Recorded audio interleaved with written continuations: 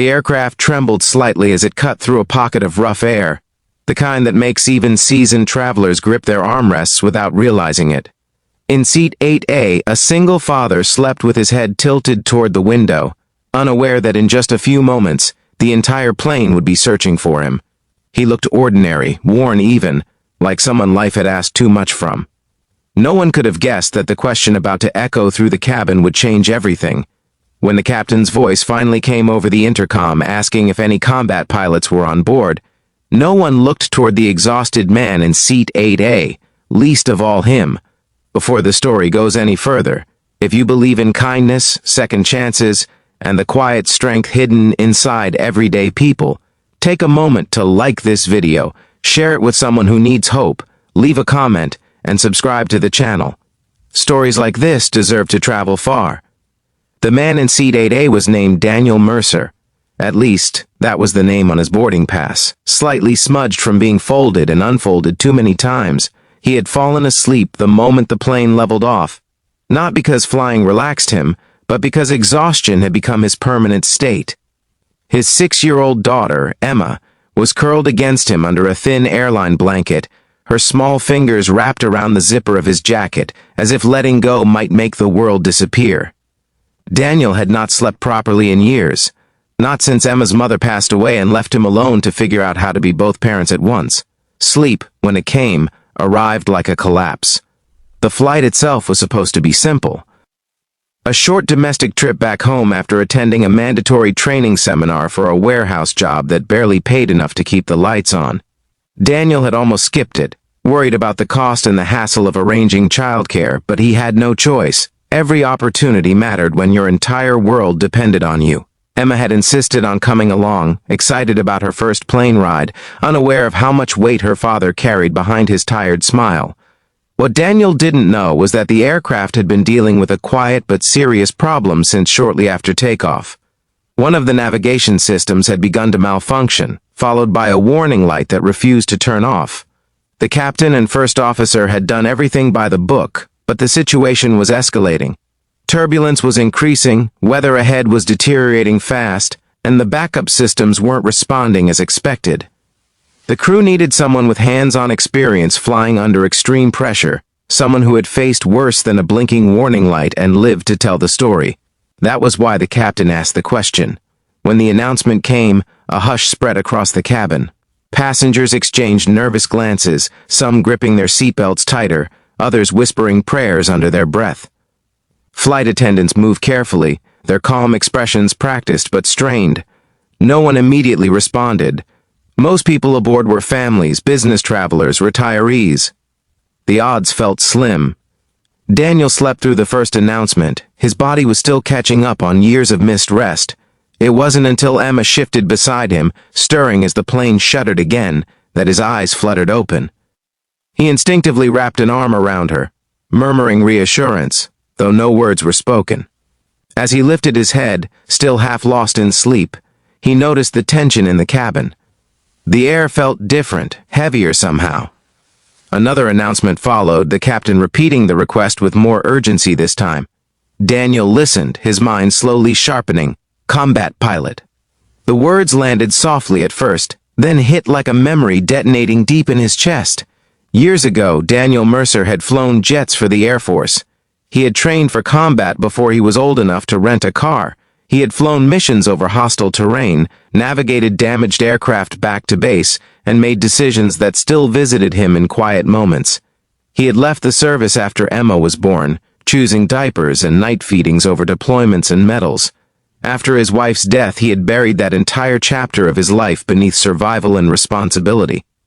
The man in seat 8 no longer thought of himself as a pilot. He was just a dad trying not to fail. His first instinct was to stay quiet. Daniel looked down at Emma, still half asleep, her face peaceful and trusting. The idea of standing up, of being noticed, of stepping back into a role he had tried so hard to forget, filled him with a fear he hadn't felt in years. What if he was rusty? What if he made things worse? What if, after everything, he wasn't enough anymore? The plane jolted harder this time, drawing a sharp inhale from the cabin. Somewhere behind him, someone cried softly. A flight attendant steadied herself against a seatback, The reality of the situation pressed in on Daniel from all sides. This wasn't about his past or his fears. This was about the people on this plane, about his daughter. He took a slow breath, feeling the familiar shift inside him. The one that used to come before every mission. The part of him that had been trained to act when others froze. Carefully, he helped Emma sit up and reassured her with a gentle touch, then pressed the call button above his seat. When the flight attendant reached him, her eyes widened slightly as he explained who he was and what he used to do.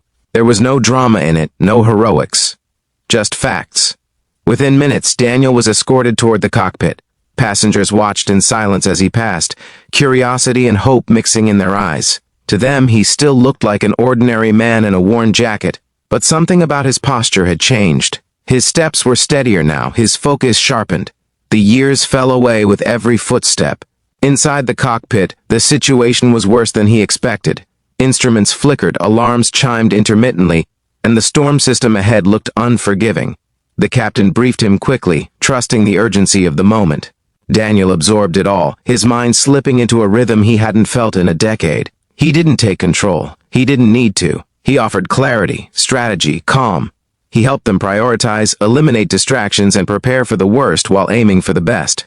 What followed was a tense stretch of time that felt both endless and impossibly fast. The plane was rerouted, systems stabilized just enough, and every decision was made with precision born of experience. Daniel's hands shook only once, when he thought of Emma sitting alone with a stranger, trusting him to come back. That thought became his anchor. Eventually, the aircraft descended through heavy clouds toward an alternate airport. The landing was rough but controlled, the wheels hitting the runway with a force that made the cabin erupt into gasps and then applause. When the plane finally slowed to a stop, relief washed through everyone on board like a wave. Daniel returned to his seat quietly. Emma threw her arms around him, unaware of the full weight of what had just happened, only knowing that her father was back and that everything felt okay again. Around them, passengers wiped tears from their eyes, some nodding at him with gratitude too deep for words. After the plane was safely parked, the captain addressed the passengers, acknowledging the unnamed help that had made the landing possible. Daniel didn't look up. He didn't need recognition. He had done what he was trained to do, what he believed was right. As passengers disembarked, several people paused near seat 8A. Some offered a smile, some squeezed his shoulder. One older man saluted him without saying a word. Daniel accepted it all with quiet humility, his focus never straying far from Emma. Later, in the terminal, as they waited for news about rebooking and delays, Emma looked up at him with wide eyes and asked why everyone seemed so emotional. Daniel smiled softly and told her that sometimes people are just grateful when things turn out okay. She nodded, satisfied, then leaned against him again. In that moment, Daniel realized something had shifted. Not in the world, but inside him. He had spent years believing that the best part of him was gone, that the man he used to be had no place in the life he lived now. But sitting there with his daughter, surrounded by strangers whose lives had briefly intersected with his, he understood that nothing he had been was wasted. Every version of himself still mattered. Before this story ends, if it has touched your heart even a little, please take a moment to like the video, share it with someone you care about, and subscribe to the channel. Your support helps stories like this continue to reach people who need them.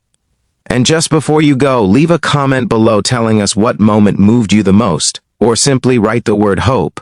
We read every single one. Daniel Mercer walked out of that airport later that day, not as a hero, not as a pilot reborn, but as a father who had rediscovered his own worth.